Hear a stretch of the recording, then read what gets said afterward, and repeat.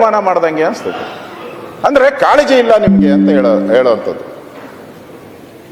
ಆದ್ದರಿಂದ ಇಲ್ಲಿ ಉತ್ತರ ಕರ್ನಾಟಕದ ದ್ರಾಕ್ಷಿ ಬೆಳೆಗಾರರ ಕಣ್ಣೀರು ತೊಳಿಬೇಕಾಯ್ತು ಸರ್ಕಾರ. ಸಬ್ಸಿಡಿ 500 ಕೋಟಿ ಕೊಡ್ತೀನಿ ಅಂದರು, ಪ್ರಣಾಳಿಕೆಯಲ್ಲಿ ಹೇಳಿದ್ರು, ಅದಕ್ಕೆ ಇಲ್ಲ. ಅದು ಫೋಟೋ ಕೊಟ್ಟಿರೋದು ಆಯ್ತಾನೆ, ದಿನೇಶ್ ಗುಂಡೂರಾವ್ ಅವರೋಗಿ ಫ್ಲೈಟಿಂದ ಇಳಿದಾಗ ಕೊಟ್ಟಿರೋ ಫೋಟೋ ಇದು. ಅದು ಅವಶ್ಯಕತೆ ಇಲ್ಲ ಅಂತ ನಾನು ತಿಳ್ಕೊಂಡಿದ್ದೀನಿ. ನನಗನ್ಸುತ್ತೆ ಇವೆಲ್ಲನೂ ಕೂಡ ಸರ್ಕಾರ ಚುನಾವಣೆಗೆ ಮುಂಚೆ ನೀವೇನು ಹೇಳಿದ್ರಿ, ಚುನಾವಣೆ ಆದಮೇಲೆ ಯಾಕೆ ಬರ್ತೀರಿ ಸಿದ್ದರಾಮಯ್ಯನವರೇ ಅಂತ ನಾವು ಕೇಳ್ತಾ ಇದ್ದೀರಿ. ಮುಖ್ಯಮಂತ್ರಿ ನೀವೇ ಹೇಳಿದ್ದು ಆವರ್ತ ನಿಧಿ ಇಡ್ತೀರಿ ಅಂತೇಳಿ, ದ್ರಾಕ್ಷಿಗೆ ಕೊಡ್ತೀನಿ ಅಂತ ಹೇಳಿದ್ರಿ, ಸಬ್ಸಿಡಿ ಕೊಡ್ತೀನಿ ಅಂತ ಹೇಳಿದ್ರಿ. ಇವತ್ತೇನೂ ಇಲ್ಲ. ಅಂದರೆ ಗೆದ್ದ ಮೇಲೆ ಹೊರಟೋಯ್ತು. ಅದೇನೋ ಹೇಳ್ತಾರಲ್ಲ, ಏಣಿ ಹತ್ತದ ಮೇಲೆ ಏಣಿನ ಎದುರಿಸಿ ಒದ್ರಂತೆ. ಮೊನ್ನೆ ಹೇಳೋದು ಬೇಡ, ಏನೋ ದೇವೇಗೌಡರು ಏನೋ ಪ್ರೆಸ್ ಮೀಟ್ ಮಾಡಿದ್ರು. ನಾನೇ ಮಾಡಿದ್ದು ಸಿದ್ದರಾಮಯ್ಯನವ್ರಿಗೆ, ಫೈನಾನ್ಸ್ ಮಿನಿಸ್ಟರ್ ಮಾಡಿದ್ದು ನನ್ನೇ ಮರ್ತುಬಿಟ್ಟವ್ರೆ ಅಂತ ಹೇಳಿದ ಜ್ಞಾಪಕ ಏನೋ ಗೊತ್ತಿಲ್ಲ ನನಗೆ ಸರಿಯಾಗಿ. ಹಂಗಾಗೋಯ್ತು ಇಲ್ಲಿ. ಅವ್ರು ಬಿಡಿ, ಏನೋ ಮಾಡ್ಕೊಂಡೆ, ಅದು ಪಾಲಿಟಿಕ್ಸು, ಅವ್ರದ್ದು ಗುರು ಶಿಷ್ಯರ ಸಂಬಂಧ ಏನಾನ ಹಾಕೊಳ್ಳಿ. ಈಗ ದೂರ ಆಗವ್ರೆ ವೈರಿಗಳು, ಅದು ಬೇರೆ ಪ್ರಶ್ನೆ. ಅಷ್ಟಿದ್ರು ಮೊನ್ನೆ ಹೋಗಿದ್ರು, ಆರೋಗ್ಯ ವಿಚಾರಣೆ ಮಾಡಕ್ಕೆ ಹೋಗಿದ್ರು. ಆ ಪ್ರೀತಿ ಹಳೆ ಪ್ರೀತಿಯಿಂದ ಹೋಗಿದ್ದಾರೆ, ಅದು ಬೇರೆ ಪ್ರಶ್ನೆ. ಆದರೆ ಇಲ್ಲಿ ರೈತರಿಗೆ ಯಾಕೆ ಮೋಸ ಮಾಡಿದ್ರಿ? ನೀವೇ ಹೇಳಿ, ರೈತರಿಗೆ ಯಾಕೆ ಮೋಸ ಮಾಡಿದ್ರಿ? ನೀವು ಕೊಡಬೇಕಾಗಿತ್ತಲ್ಲ. ನುಡಿದಂತೆ ನಡೆದ ಸರ್ಕಾರ 20-30 ಕೋಟಿ ಖರ್ಚು ಮಾಡಿದ್ರಿ. ಈಗ ನಾನು ಓದಿದ್ದೆಲ್ಲ ನೀವೇ ಹಾಕಿರೋದು, ನೀವೇ ಪ್ರಿಂಟ್ ಮಾಡಿರೋದು, ನೀವೇ ಟ್ವೀಟ್ ಮಾಡಿರೋದು. ನುಡಿದಂತೆ ಎಲ್ಲಿ ನಡೆದಿದ್ದೀರಾ? ನೀವು ನುಡಿದಂತೆ ನಡೆದೇ ಇಲ್ಲ ನನಗನ್ಸೋ ಪ್ರಕಾರ. ನಾನು ಹೇಳಿದ್ನಲ್ಲ, ಬರಗಾಲ ಬಂತು, ಇವು ಸರ್ಕಾರ ಇದ್ದಾಗ ಫ್ಲಡ್ ಆಯಿತು. ಇದಕ್ಕೊಂಥರ ನನಗನ್ಸ್ತತೆ ಈ ಸರ್ಕಾರ ಒಂಥರ ದಪ್ಪ ಚರ್ಮದ ಸರ್ಕಾರ. ಇದು ಸಂವೇದನೆ ಇಲ್ಲ. ಈಗ ಮುಖ್ಯಮಂತ್ರಿಗಳನ್ನ ಕೇಳಿದ್ರೆ, ಭಾಳ ವರ್ಷ ನೋಡಿದ್ದೀನಿ ಮುಖ್ಯಮಂತ್ರಿಗಳನ್ನ, ಜಾಸ್ತಿ ಏನಾನ ಮಾತಾಡ್ಬಿಟ್ರೆ, ಯಾರನ್ನ ಸಿಕ್ಕಿದ್ರೆ, ಯಾರನ್ನ ಸರಿಯಾದವ್ರು ಸಿಕ್ಕಾಕೊಂಡ್ರೆ, ನಿನ್ಗೆ ಸಂಧಿ ಗೊತ್ತು, ಸಂಧಿ ಯಾವುದು ಶುರು ಮಾಡ್ಕೊಂತಾರೆ. ಜಾಸ್ತಿ ಮಾತಾಡಿದ್ರೆ, ನಾನು ಜಾಸ್ತಿ ಮಾತಾಡಿದ್ರೆ ನೇಗುಲ್ ಗೊತ್ತಾ ನಿನಗೆ? ನೊಗ ಹೆಂಗೆ ಕಟ್ತೀಯ ಅದು ಗೊತ್ತಾ?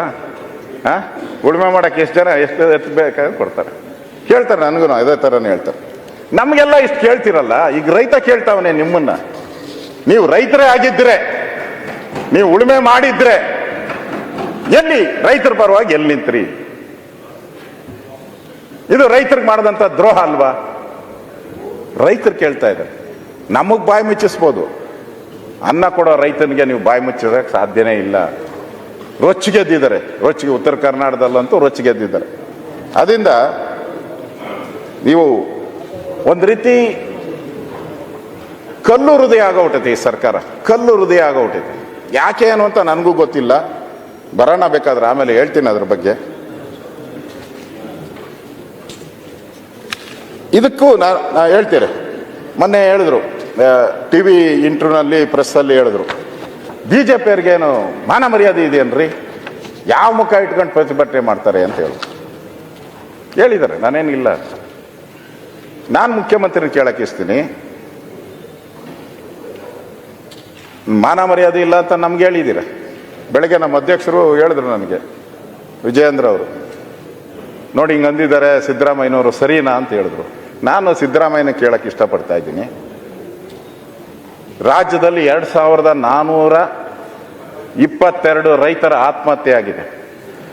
422 ಆತ್ಮಹತ್ಯೆ. ಕಬ್ಬು ಬೆಳೆಗಾರದ್ದು 32 ಜನ ಕಬ್ಬು ಬೆಳೆಗಾರರೇ ಆತ್ಮಹತ್ಯೆ ಮಾಡ್ಕೊಂಡಿದ್ದಾರೆ. ಕಬ್ಬು ಬೆಳೆಯೋರು ದೇಶದಲ್ಲಿ 2ನೇ ಸ್ಥಾನದಲ್ಲಿ ಇದ್ದೀರಿ ನಾವು. ಆತ್ಮಹತ್ಯೆ, ರೈತರ ಆತ್ಮಹತ್ಯೆಯಲ್ಲಿ 2ನೇ ಸ್ಥಾನ.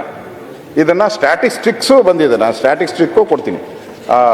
ಬಿಡುಗಡೆ ಮಾಡಿರೋವಂಥದ್ದು ರಾಷ್ಟ್ರೀಯ ಅಪರಾಧ ದಾಖಲೆಗಳ ಬ್ಯೂರೋ ಪ್ರಕಟಣೆ. ರಾಷ್ಟ್ರೀಯ ಅಪರಾಧ ದಾಖಲೆಗಳ ಬ್ಯೂರೋ ಪ್ರಕಟಣೆ. 2.5 ವರ್ಷಗಳಲ್ಲಿ ರಾಜ್ಯದಲ್ಲಿ 2422 ರೈತರ ಸಾವಿಗೆ ಶರಣು. ಇದು ಬಂದಿರೋವಂಥದ್ದು ಪತ್ರಿಕೆಯಲ್ಲಿ ಬಂದಿದೆ. ಕರ್ನಾಟಕ ಎಷ್ಟು ಪರ್ಸೆಂಟೇಜು? 22.5% ಕರ್ನಾಟಕ. ಆಂಧ್ರ ಪ್ರದೇಶ ಕೇವಲ 8.6%. ಆಂಧ್ರ ಪ್ರದೇಶ ಕೇವಲ ನಮ್ಮ ಪಕ್ಕದ ರಾಜ್ಯ, ನಾನು ದೂರ ದೂರ ಓದ್ತಾ ಇಲ್ಲ. ತಮಿಳುನಾಡು 5.9%. ತಮಿಳುನಾಡು 5.9%. ನಾವೇ ಹೈಯೆಸ್ಟ್ ಇರ್ತಕ್ಕಂಥದ್ದು. ನಾನು ಪಕ್ಕದ್ದು ಹೇಳಿದೆ, ನಮ್ಮ ಸುತ್ತಮುತ್ತ ಇರೋರನ್ನ ಹೇಳಿದೆ. ನೀವು ಹೇಳೋ ಇದ್ದೇ ಇದೆಯಲ್ಲ, ನೀವು ಹೇಳೋಕ್ಕೆ ನಾನೇನು ಮೊನ್ನೆನೇ ಹೇಳಿದೆ. ಅದು ಹೇಳಿದ್ಕೆ ಇಷ್ಟೊತ್ತು ಕೃಷ್ಣ ಅವರೇ, ಇಷ್ಟೊತ್ತು ನಾನು ಹೇಳಿದ್ಕೆ ಅದು ತಪ್ಪು ಅಂತ ಹೇಳ್ಬಿಟ್ರು. ನಾನು ಊರಿಗೊಬ್ಬನೇ ಅದೇನೋ ಹೇಳಿದೆ, ಊರಿಗೊಬ್ಬರೇ ಗೌಡ್ರು ಅಂತ ಹೇಳಿದೆ, ಎರಡೂ ಹೇಳಿದೆ. ಹೆಂಗೆ ಹೇಳ್ಬಾರ್ದು ಅಂತ ಹೇಳಿದ್ರು ನಿಮ್ಮವ್ರು. ಅದಕ್ಕೆ ನಾನು ಹೇಳಲ್ಲ, ಯಾಕೆ ಹೇಳಿ ನಿಮಗೆ, ನೀವು ಅದಕ್ಕೆ ರೆಡಿ ಇರ್ತೀರ. ಹೇಳ್ಬಿಟ್ಟೆ ಹಿಂಗೆ ನಾನು ನೋಡ್ತೀನಲ್ಲ, ಸಿದ್ದರಾಮಯ್ಯನವ್ರು ಇಳಿದೋಗವಾಗ ನಿಮ್ಗೆ ಹೇಳ್ಬಿಟ್ಟು ಹೋಗ್ತಾರೆ, ರೆಡಿ ಮಾಡ್ಕೊಳಪ್ಪ ಅಂತ ಹೇಳ್ಬಿಟ್ಟು ಓಡ್ತಾರೆ. 100% ನನಗೂ ಗೊತ್ತಿದೆ. ಅದು ಇದು ಆತ್ಮಹತ್ಯೆಯ ಪ್ರೋಗ್ರೆಸಿವ್ ರಿಪೋರ್ಟ್ ಕಾಂಗ್ರೆಸ್ ಸರ್ಕಾರದ ಮಾರ್ಕ್ಸ್ ಕಾರ್ಡ್ ಇದು. ಒಂದು ಸರ್ಕಾರನ ಅಳಿಯೋದು ಹೆಂಗೆ ಅಳಿತೀರ ಒಂದು ಸರ್ಕಾರನ? ಇಷ್ಟು ಜನ ರೈತರ ಆತ್ಮಹತ್ಯೆ ಮಾಡ್ಕೊಂಡ್ರೆ ಈ ಸರ್ಕಾರದ ಮಾರ್ಕ್ಸ್ ಕಾರ್ಡನ್ನ ಇದನ್ನು ನಾನು ಓದಿದ್ದೀನಿ. ಇಷ್ಟು ಮಾರ್ಕ್ಸ್ ಇವ್ರಿಗೆ ಬಂದಿದೆ. ಇದು ರೈತರ ಪರವಾದಂಥ, ಉತ್ತರ ಕರ್ನಾಟಕದ ಅಭಿವೃದ್ಧಿ ಪರವಾದಂಥ ಸರ್ಕಾರ ಅಂತ ಯಾವ ಮುಖ ಇಟ್ಕೊಂಡು ಹೇಳ್ಬೇಕು ನೀವು ಕಾಂಗ್ರೆಸ್ ಅವರು? ಯಾಕೆ ಹೇಳ್ಬೇಕಾಗ್ತದೆ? ನೀವು ನನಗನ್ಸ್ತತೆ ಒಂಥರ ಇನ್ನೂ ಗ್ಯಾರಂಟಿ ಭ್ರಮೆಗಳಿಂದ ಇವ್ರು ಆಚೆ ಬಂದೇ ಇಲ್ಲ. ನಾವು 2,000 ಕೊಟ್ಬಿಟ್ರೆ, ಬಸ್ ಫ್ರೀ ಕೊಟ್ಬಿಟ್ರೆ ಎಲ್ಲ ಸಾಧ್ಯನೇ ಇಲ್ಲ. ಸಿದ್ದರಾಮಯ್ಯನವರು ಆರ್ಥಿಕ ತಜ್ಞರು ಯಾರೋ ಹೇಳಿಕೆ ಮಾತು ಕೇಳ್ಕೊಂಡು ಮಾಡಿದ್ದಾರೆ ಅಂತ ಅನಿಸ್ತೈತೆ. ಪಕ್ಕದ ನಮ್ಮ ತೆಲಂಗಾಣ ನಮ್ದು 10 ಪಟ್ಟು ಕೊಟ್ಟಿದ್ರು ಅವರು, ಇವ್ರು 5 ಕೊಟ್ಟರು, ಅವ್ರು 20 ಕೊಟ್ಟಿದ್ರು. 20 ಮನೆ ಬಾಗಿಲಿಗೆ ಎಲ್ಲ ಕೊಟ್ಟರು, ಬೋರ್ಡ್ಗಿಲ್ದಂಗೆ ಹೊರಟೋದ್ರು ಅವರು. ಜಗಮೋಹನ್ ಅವರು. ನಾನಲ್ಲಿ ಒಂದು ಸರ್ವೆ ಕೇಳಿದ್ದೆ ನಾನು. ಆ ಸರ್ವೆಯಲ್ಲಿ ಅವರು ಅಲ್ಲಿ ಗ್ರಾಮ ಪಂಚಾಯತಿ ಸದಸ್ಯನಿರ್ತದಲ್ಲ, 3 ಪೈಸದ ಬೆಲೆ ಇರಲ್ಲ.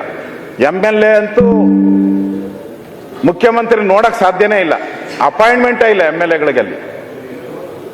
ಆದರೆ ಮುಖ್ಯಮಂತ್ರಿ ಒಬ್ಬನ್ನ ನೇಮಕ ಮಾಡೋರು, ಒಬ್ಬರನ್ನ ಆ ಹಳ್ಳಿಯಲ್ಲಿ, ಪ್ರತಿ ಹಳ್ಳಿಯಲ್ಲಿ ಅವನೇ ಪ್ರತಿಯೊಂದನ್ನು ತಗೊಂಡು ಕೊಟ್ಬಿಡೋನು ಮನೆಗೆ. ಪ್ರತಿ ಮನೆಗೂ ಓಲ್ಡ್ ಏಜ್ ಪೆನ್ಷನ್ ಬೇಕಾ, ವಿಡೋ ಪೆನ್ಷನ್ ಬೇಕಾ, 2,000 ರೂಪಾಯಿ ಫ್ರೀ ಬೇಕಾ, ಸೈಕಲ್ ಎಲ್ಲ ತಗೊಂಡೋಗಿ ಕೊಟ್ಟ. ಆದರೂ ಗೋವಿಂದ. ಜನಕ್ಕೆ ನೀವು ಫ್ರೀ ಕೊಡೋ ಅಂಥದ್ದು ಖುಷಿ ಇರ್ಬೋದನ್ನ, ಆದರೆ ಅದೇ ಸರ್ವಸ್ವ ಅಲ್ಲ ಅನ್ನೋದನ್ನು ಕೂಡ ನಾನು ತಿಳುವಳಿಕೆಯನ್ನು ಹೇಳ್ತಾ ಇದ್ದೀನಿ. ನನಗನ್ಸ್ತೈತೆ ನಿಮಗೆ ರೈತರಿಗೆ ಕೊಡೋಕ್ಕೆ ಇವತ್ತು ಹಣ ಕಾಣಿಸ್ತಾ ಇಲ್ಲ. ನಿಮಗೆ ರೈತರು ಕೊಡೋಕ್ಕೆ ನಿಮ್ಮ ಹತ್ರ ಹಣ ಇಲ್ಲ. ಖಜಾನೆ ಫುಲ್ ಖಾಲಿ. ಕಾಂಗ್ರೆಸ್ ಸರ್ಕಾರ ಫುಲ್ ಜಾಲಿ ಮೂಡಲ್ಲಿ ಬಂದಿದೆ. ಬೆಳಗಾವಿಗೂ ಹಂಗೆ ಜಾಲಿ ಮೂಡಲ್ಲಿ ಬಂದವರೆಲ್ಲ. ಖಜಾನೆ ಅಂತೂ ಖಾಲಿಯಾಗಿದೆ. ನಾನು ಹೆಸರು ಹೇಳಲ್ಲ, ಸುಮ್ಮನೆ ಹೇಳಿದ್ರೆ ಅವ್ರಿಗೆಲ್ಲ ಇದಾಗುತ್ತೆ. ನನ್ನ ಫೈನಾನ್ಸ್ ಡಿಪಾರ್ಟ್ಮೆಂಟಲ್ಲಿ ನಮಗೂ ಗೊತ್ತಿದೆ, ಅವ್ರಿಗೂ ಗೊತ್ತಿದೆ, ನಮಗೂ ಗೊತ್ತಿದೆ. ಯಾರೇ ಸರ್ಕಾರ ಮಾಡಿದ್ರು ನಾವು ಮಾಡಿರ್ತೀರಿ, ಅವರು ಮಾಡಿರ್ತೀರಿ. ನಮಗೊಂದಷ್ಟು ಜನ ಅಧಿಕಾರಿಗಳು ಪರಿಚಯ ಇರ್ತಾರೆ, ಅವ್ರಿಗೊಂದಷ್ಟು ಜನತಾದಳದವ್ರು ಎಲ್ಲರಿಗೂ ಗೊತ್ತಿರ್ತದೆ. ಮೆಸೇಜ್ಗಳು ಅವ್ರಿಗಿಂತ ಮುಂಚೆ ನಮಗೆ ಹೊಡಿತಾರೆ. ಕೇಳಿದೆ ನಾನು ಅವ್ರನ್ನ, ಏನಪ್ಪ ಅಂತ. ಇನ್ನು 6 ತಿಂಗಳು ಏನು ಮುಟ್ಟಂಗಿಲ್ಲ ಸರ್ ಅಂತದ್ದು. ದುಡ್ಡಿಲ್ಲ ನಮ್ಮ ಹತ್ರ. ಪಾಪ ಪರಮೇಶ್ವರ್ ಅವರು ಅಪ್ಲಿಕೇಶನ್ ಹಾಕಿದ್ದೆ 1 ಲಕ್ಷ ಜನಕ್ಕೆ ಅಪಾಯಿಂಟ್ಮೆಂಟ್ ಕೊಡ್ಬೋದು ಅಂತ. ಅಷ್ಟು ಖಾಲಿ ಇದೆ ಇದರ ಡಿಪಾರ್ಟ್ಮೆಂಟಲ್ಲಿ. ಜೈಲಿಗೆ ಅಪಾಯಿಂಟ್ಮೆಂಟ್ ನಾನು ಓದ್ತೀನಿ ಅದನ್ನ, ಇನ್ನು ಸಬ್ಜೆಕ್ಟ್ ನಾಳೆಗೆ ನಿಮ್ಗೆ ರೆಸ್ಟ್ ಕೊಟ್ಟಿದ್ದೀರಿ, ಸೋಮವಾರ ಆದಮೇಲೆ ನಿಮ್ಮ ಸಬ್ಜೆಕ್ಟ್. ಅಪಾಯಿಂಟ್ಮೆಂಟ್ ಮಾಡೋಕ್ಕಾಗ್ತಾ ಇಲ್ಲ. CCTV ಕ್ಯಾಮ್ರಾ ಅಳವಡೆ ಮಾಡೋಕ್ಕೆ ಹಣ ಇಲ್ಲ. ನಾನು ಹೇಳ್ತಾ ಇರೋದು ನನಗೆ ಬಂದಿರೋ, ವಿರೋಧ ಪಕ್ಷದ ನಾಯಕರು ಬಂದಿರೋ ವರದಿಯನ್ನು ನಾನು ಹೇಳ್ತಾ ಇದ್ದೀನಿ. ಅದರಿಂದ ಇಲ್ಲಿ ನಮ್ಮ ಕೃಷ್ಣ ಬೈರೇಗೌಡರು ಕೂಡ ಅವರು ಚಾಣಕ್ಯರಿದ್ದಾರೆ, ಏನು ಕಡಿಮೆ ಏನಿಲ್ಲ.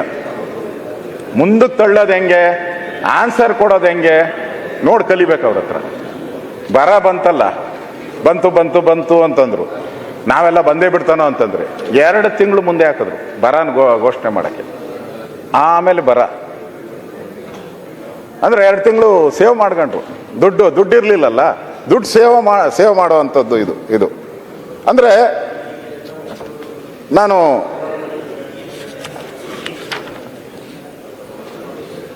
ನಮ್ಮನ್ನ ಕೇಳ್ತಾರೆ, ಅವ್ರು ಆನ್ಸರ್ ಕೊಡಬೇಕಾದ್ರೆ ನಮ್ದೆಲ್ಲ ಕತೆ ಬರ್ಕೊಂಬರ್ತಾರೆ ಅವರು. ಆನ್ಸರ್ ಕೊಡ್ಬೇಕಾದ್ರೆ ಕೇಳ್ತಾರೆ, ನಮ್ಮ ಕಥೆನೆಲ್ಲ ಹೇಳ್ತಾರೆ. ನೀವೇನು ಅಧ್ಯಕ್ಷರೇ, ಪುಣ್ಯವಂತರ, ನೀವೇನು ಅಧ್ಯಕ್ಷರೇ, ಅಂತ. ಆಮೇಲೆ ಮಾತಾಡಿ, ಕಾಲದ ವರ್ಷದ ಹೇಳ್ತಾ ಇದ್ದಾರೆ, ಈ ವರ್ಷದ ಆಮೇಲೆ ಉತ್ತರ ಕೊಡ್ತಾರೆ. ಮತ್ತಷ್ಟು ಸುದ್ದಿಗಳಿಗಾಗಿ ನೋಡ್ತಾ ಇರಿ ಪಬ್ಲಿಕ್ ನ್ಯೂಸ್ 24x7. ಇದು ಸತ್ಯದ ಧ್ವನಿ.